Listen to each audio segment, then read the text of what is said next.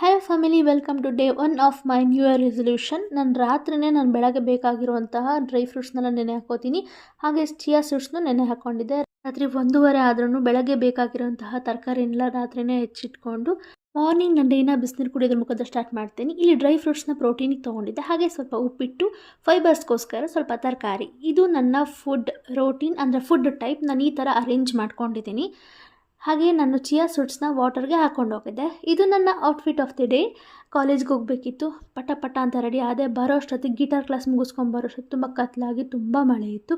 ಇದು ನನ್ನ ನೈಟ್ ಊಟಕ್ಕೆ ನಾನು ಪ್ರೋಟೀನ್ಗೋಸ್ಕರ ಆಮ್ಲೆಟ್ ಮಾಡ್ಕೋತಾ ಇದ್ದೀನಿ. ನೈಟ್ ಬರೋ ಅಷ್ಟೊತ್ತಿಗೆ ತುಂಬ ಹೊಟ್ಟೆ ಹಸ್ಬಿಟ್ಟಿರುತ್ತೆ, ಬೇರೆ ಏನು ಮಾಡೋ ಪೇಷನ್ಸ್ ಇರಲ್ಲ. ಇದು ಈಸಿಯಾಗಿ ಆಗುತ್ತೆ. ಮೊಟ್ಟೆ, ಸ್ವಲ್ಪ ಈರುಳ್ಳಿ, ನಿಮಗೆ ಯಾವುದಾದ್ರೂ ಏನಾದ್ರು ಎಕ್ಸ್ಟ್ರಾ ಆ್ಯಡ್ ಮಾಡಬೇಕು ಅಂದರೆ ಮಾಡ್ಕೊಳ್ಳಿ. ನಾನಿಲ್ಲಿ ಸ್ವಲ್ಪ ಕೊತ್ತಂಬರಿ ಸೊಪ್ಪು ಹಾಗೆ ಚಿಲ್ಲಿ ಫ್ಲೆಕ್ಸ್ನ ಹಾಕ್ತಾಯಿದ್ದೀನಿ. ಇದು ನನ್ನ ನೈಟ್ ಊಟ. ಕ್ಯಾರೆಟ್ ಫೈಬರ್ಸ್ಗೋಸ್ಕರ, ಹಾಗೆ ಪ್ರೋಟೀನ್ಗೋಸ್ಕರ ಆಮ್ಲೆಟ್, ಹಾಗೆ ಸ್ವಲ್ಪ ಉಪ್ಪಿಟ್ಟು.